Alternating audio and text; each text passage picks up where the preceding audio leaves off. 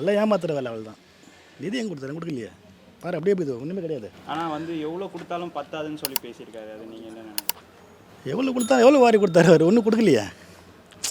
இப்போது நிதி கொடுத்தா தான் நம்ம சொல்ல முடியும். எதுவும் கொடுக்கலையா? இப்போ நம்ம மெட்ரோ ட்ரெயின் கூட நம்மளுடைய மாநில அரசு தான் ஒதுக்கி பணம் பண்ணுறாங்க. அவர் நிதி ஒன்று கொடுக்கல. எல்லாமே டிமாண்ட் பண்ணி தாங்கிறாரு அவர். தமிழ்நாட்டு நிதியும் நம்மளுக்கு தராமல் இருக்கு. இன்னும் எதுவும் தரல, எதுவுமே தரல, நல்லா தரல. எது இன்னும் பேப்பரில் வரலையாம்மா. நம்மளுக்கு ஒதுக்க மாட்டாங்க. தமிழ்நாடு ஃபுல்லாக தனியாக ஒதுக்கி விட்டுறாங்க. அவங்கெல்லாம் வடநாட்டு ஃபுல்லாக தான் ஃபுல்லாக சப்ளை, நம்மளுக்குலாம் கிடையாது. நம்ம மக்கள் ரொம்ப கஷ்டப்பட்டு தாங்கிறாங்க. பார்க்கக்கூடாது ஆச்சா. மத்திய அரசுனா ஒன்றிய அரசுனா எல்லோரும் சமமாக இருக்கணும். புரியுதா?